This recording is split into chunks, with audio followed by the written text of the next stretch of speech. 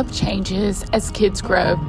What worked when they were little doesn't always work the same when they're older.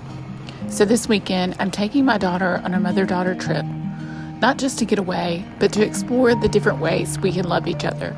Through time together, shared experiences, learning, creating, and even doing things that feel a little scary. And somewhere in all of that, helping her learn how to love herself too. So we are officially on the road now, on this 4-hour drive, and this is her first time driving this far. She's been scared of the highways for a while, and honestly, I get it. They feel fast and overwhelming, and once you're on them, there's no easy exit. But she also wants to start doing things on her own, traveling to volunteer, going places that matter to her. So this felt like the right way to do something scary without doing it alone. I keep thinking about how love shows up here, not in fixing the fear, not in talking her out of it, just in being next to her while she works through it. This semester has been different for us. We don't go to the same school anymore, and we both have been missing one of our favorite things, listening to audiobooks together in the car. And we used to do that all the time. Drive, listen, talk a little bit, sit in silence a little. Neither of us are big talkers, so today we picked out a new book, Hollow.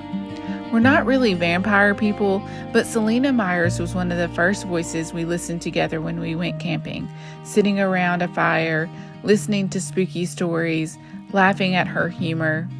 So it felt right to come back to that, to bring something familiar into our trip.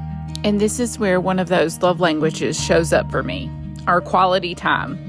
Not big conversations, not advice, just choosing to be present while she does something that scares her. I didn't need to teach her how to drive today. She already knows how.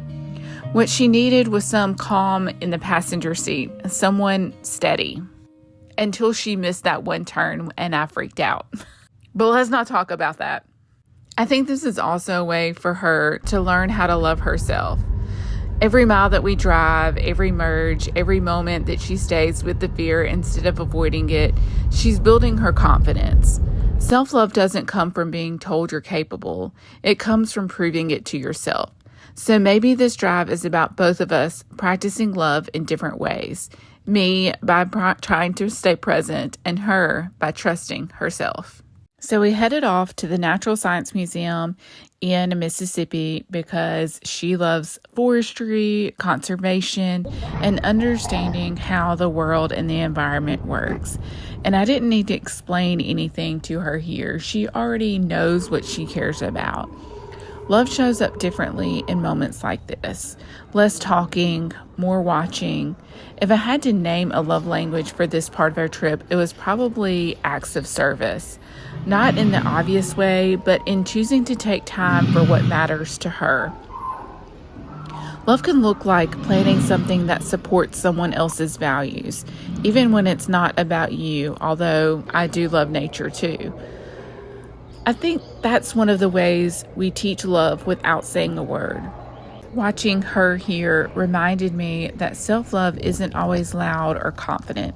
Sometimes it's quiet curiosity, taking the time to learn, caring deeply about something bigger than yourself.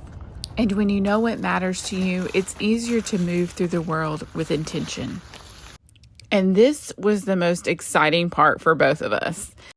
We went to Whim Pottery Studio to do clay making. We both really love sculpting with clay.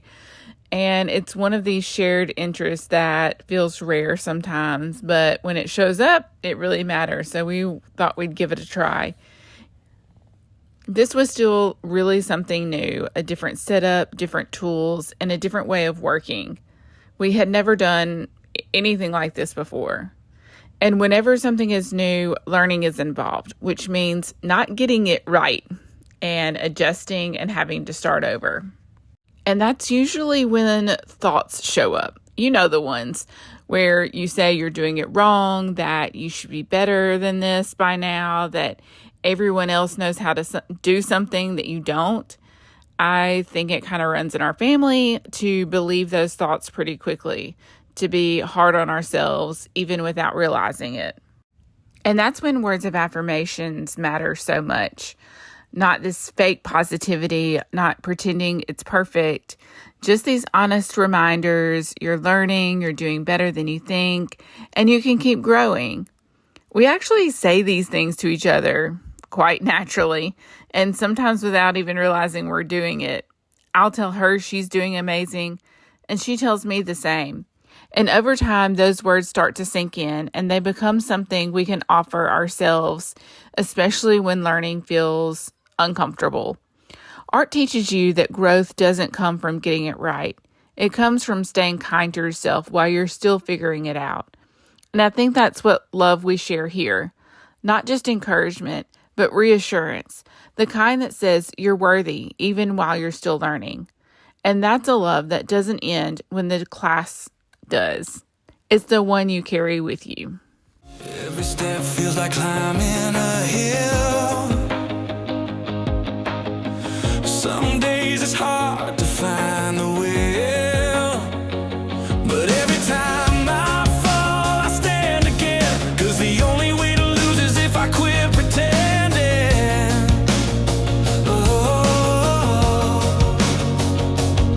it's not about how fast you go, it's about the fight inside your soul. Never let go, keep holding on even when the night feels way too long. Every stumble is a step you take, every crack in the road is how you break through the air. Yeah, the heart gets stronger when the storms all blow.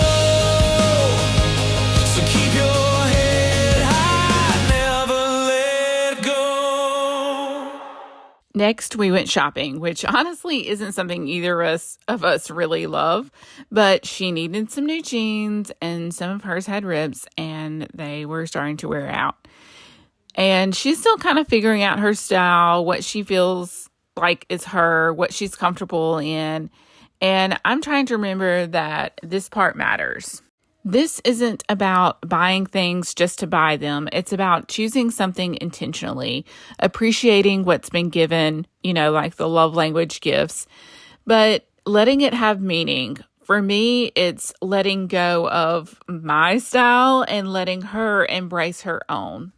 Sometimes love, especially as kids get older, looks like trusting them to choose for themselves.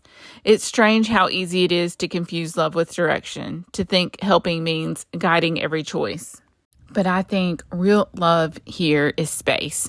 Space to explore, space to decide, space to say, this feels like me. Learning to love yourself can look like honoring your own preferences, your own comfort, your own identity. I'm excited to watch her discover that about herself. And gifts, real gifts, aren't about control. They're about support and saying, I see you and I trust you. This part of the day reminded me that love doesn't always mean holding on. Sometimes it means stepping back and letting them step forward. And we ended the day back at the hotel doing what we both needed most at that point, slowing all the way down. After a full day of driving, learning, creating, and choosing things for ourselves, it just felt good to rest. If I had to name the love language that feels most natural for us, it would probably be physical touch and affection. Not in a big way, just closeness, sitting next to each other, being comfortable in the same space. So we changed into our pajamas and curled up and put one of our favorite art YouTubers on. There's something comforting about ending the day that way, watching someone create, letting our brains rest, and sharing a quiet moment. This weekend made me realize how much thought it actually takes to be intentional about love. Not just loving someone the way we want to, but loving them in the ways that need in that season. And the same is true when it comes to loving ourselves. Noticing what we need, giving ourselves permission to slow down, to be kind.